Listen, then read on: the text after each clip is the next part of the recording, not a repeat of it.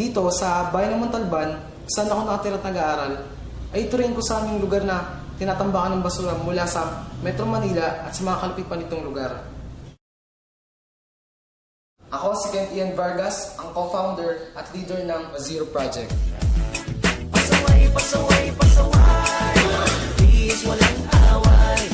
Kumaway, kumaway, kumaway, lahat namin pasaway.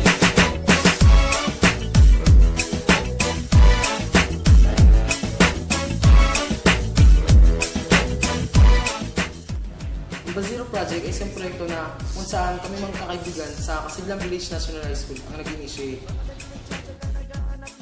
Inoriент namin ang aming mga kaeskwela sa tulong ni Ma'am Camarce at sa mga guro tungkol sa lumalaking bilang ng mga basura at kung paano namin ito sama-sama mapipigilan. Importance ng segregation i-lessen the volume of the wastes. It is an income generating on the part of the student and also the school ang Zero Project. And also, it creates good habits and values for those students, especially in the relocation area wherein nakasanayan na nilang habit na magtapon ng basura kahit saan. Then makakasanayan nila na maging tama at maging maayos ang paghawak ng basura. Hindi naging madali ang aming proyekto. It entailed discipline, openness, and support from our schoolmates. Nagbunga din naman ng maganda ang lahat. Hindi lahat ng bagay ay nanguhulog sa langit. Magsikap ka, pasaway, pasaway, pasaway, please walang away. Kumaway, kumaway, kumaway. Napagpatayo kami ng opisina sa loob ng school out of garbage.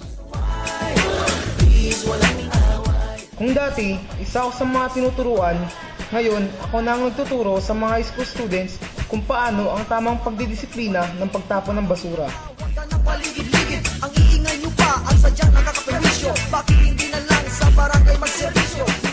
Ang mga bata, hinihikayat namin na magdala ng mga materials sa kanilang bahay tulad ng mga tira-tirang pagkain, mga ganyan.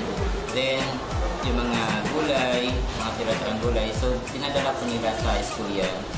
Then, ginagawa po namin siyang compost. This is really a very good program, itong Zero. Kasi ang ganda dito sa health, unang-una yung health.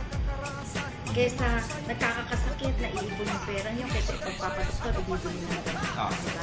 At saka clean and healthy living.